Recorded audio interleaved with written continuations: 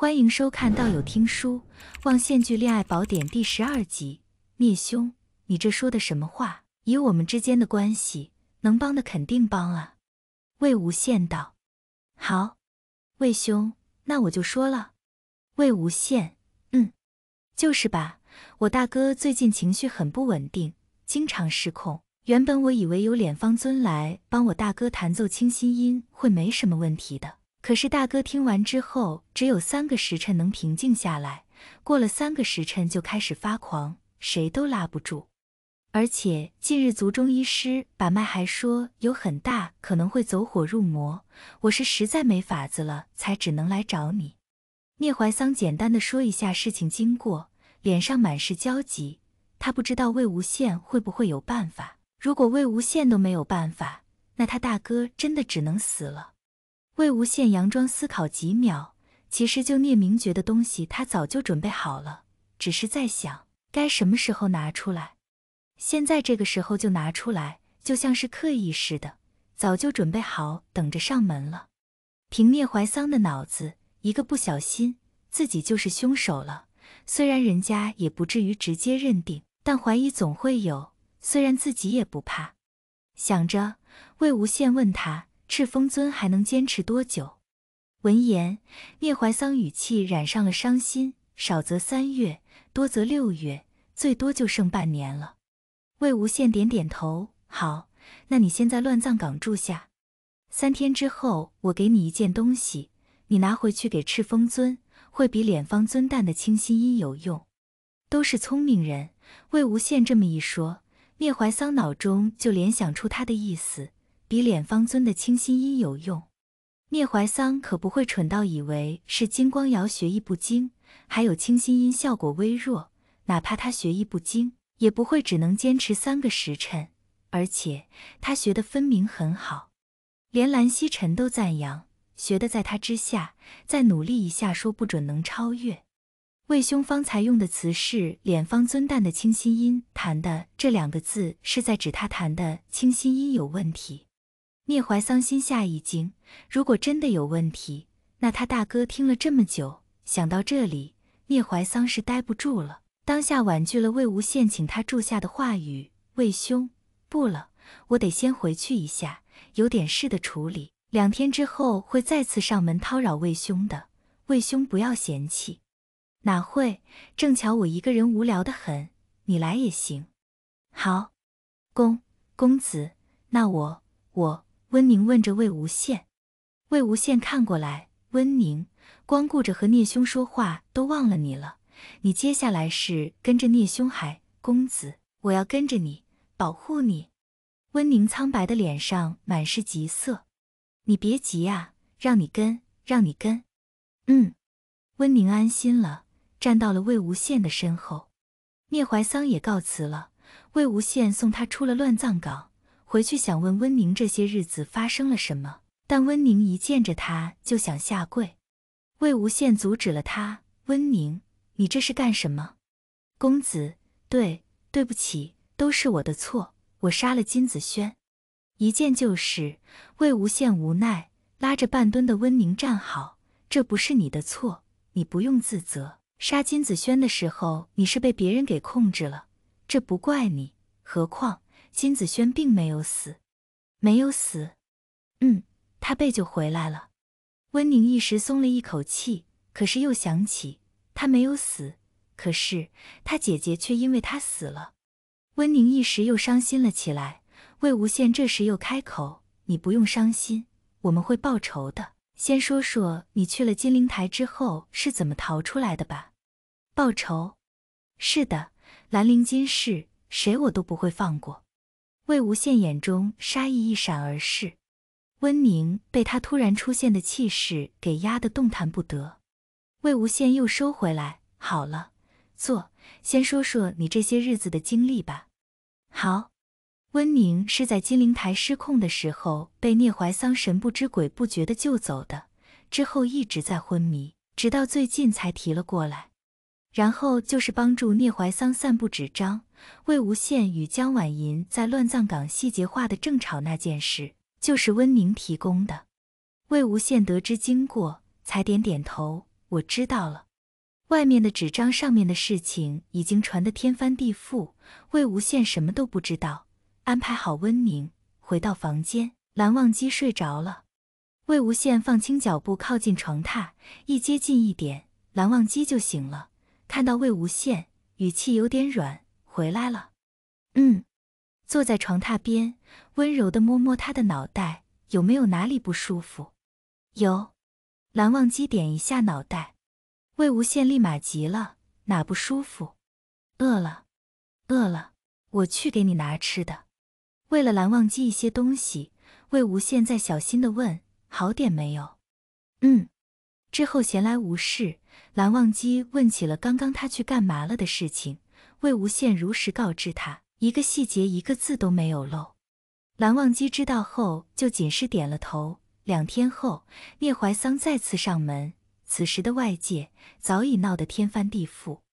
新的流言传出，是关于江厌离的。2次上门找魏无羡，言语之间尽是亲密，还每次都有金子轩在身旁。这个流言一出，对于江厌离来说可是毁灭性的打击。金夫人在得知实面上虽然对江厌离还是一如往昔，但心下总归是不满的。一个已婚妇人竟对一个外男如此亲密，别说魏无羡不是云梦江氏的人了，就算是那也应该保持适当距离。可江厌离当着金子轩的面如此行事，可见是完全就没有想到这么一回事。尤其是金子轩知道这件事，给他的回答是，阿离不过是太久没有见弟弟，所以才会这么亲近，这乃人之常情，怪不得阿离。这信任江厌离的程度比金夫人想的还要深，不过也好在江厌离是个蠢的，没有凭着金子轩对他的这些信任去让他做不该做的事。流言不过传了2天就全部消失无踪了，可能是金夫人动手了，也可能是背后之人明白到不了自己的目的，所以停手了。总之，这一切都和魏无羡没有关系。此时的他正拿着一片晶莹剔透的叶子晶片给聂怀桑，晶片如叶子一般薄弱，好似轻轻一个用力就能掰断一样。叶子是蓝色的，里面放着浑厚的灵力，几乎是一入手，聂怀桑就感觉到了无穷无尽的冰凉的，脑子比任何时候都要清醒明目。魏无羡，这片叶子里有着无尽的灵力与一小块千年寒冰，带有疗伤清神之用，你让赤峰尊戴在身上或者挂在刀上。聂怀桑，好，这片晶片能让刀灵安静下来。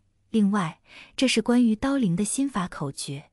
魏无羡拿出一张纸给聂怀桑，你让赤峰尊在佩戴晶片时每天打坐练1个时辰，久而久之就不会再出现这种刀灵失控的问题。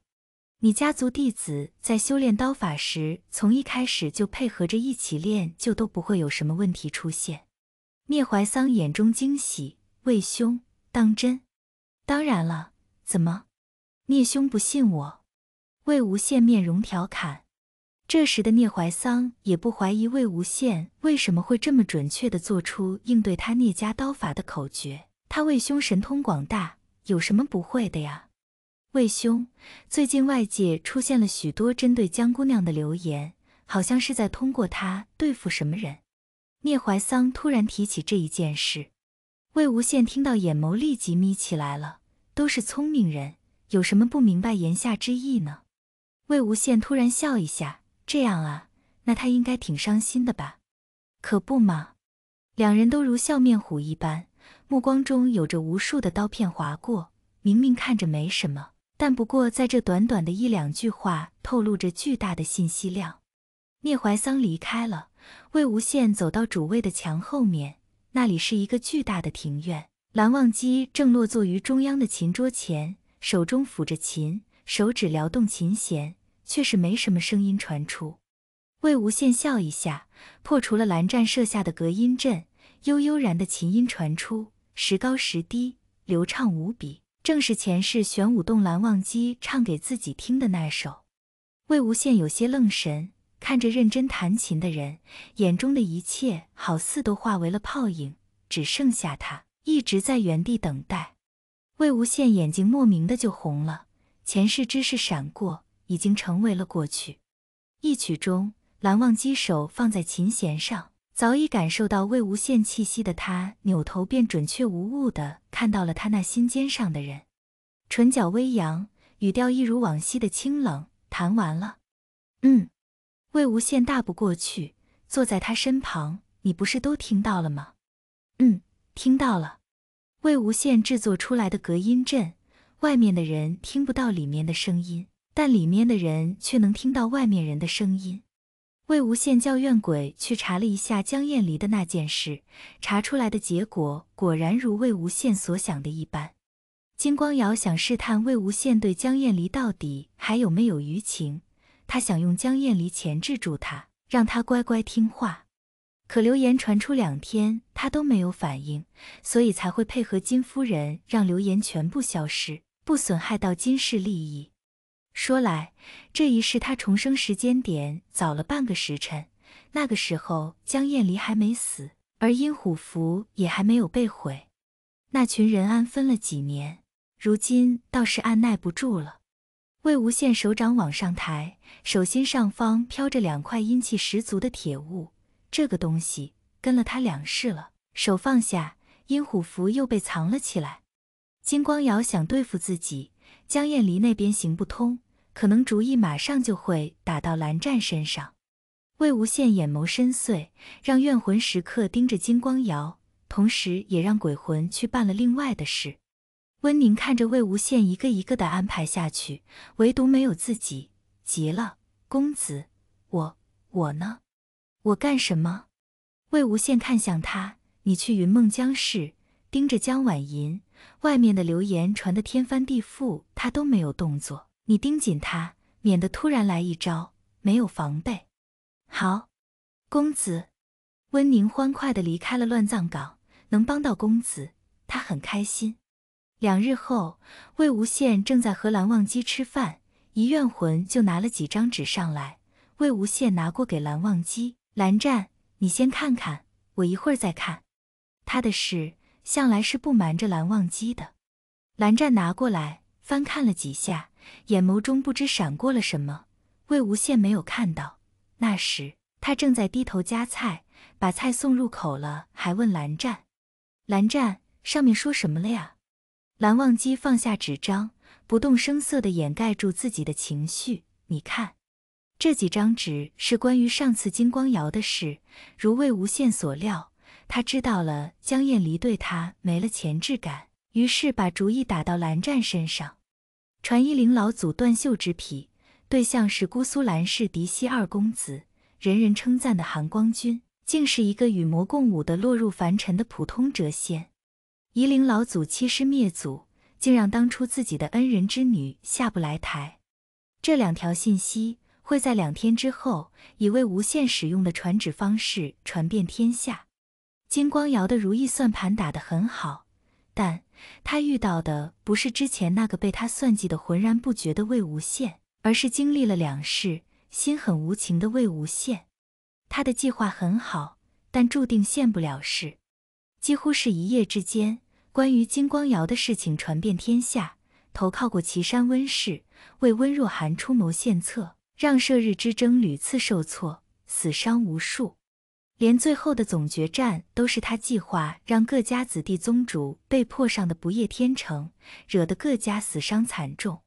还有一个重磅炸弹的是，兰陵金氏学习岐山温氏以活人炼制傀儡，如今已进行到了可炼出低价傀儡。其后下令主谋乃兰陵金氏宗主金光善，主控制整件事情经过与发展计划为3尊之一敛方尊金光瑶、金光善之子。这一件事轰动百家，甚至连民间都有震惊之语出现。兰陵金氏被整个百家包围，金陵台连只苍蝇都飞不出去。所有人都神色紧张，纸上说的，如今兰陵金氏已经炼出低价傀儡，即便是低价，那对于现在的他们来说，也是只有伤筋动骨才能玩得过的。金光善出来，面对百家的围攻，面色竟没有一丝焦急之色，反而怒火冲天：你们这是干什么？就因为这么2张纸，就怀疑我兰陵金氏以活人炼制傀儡。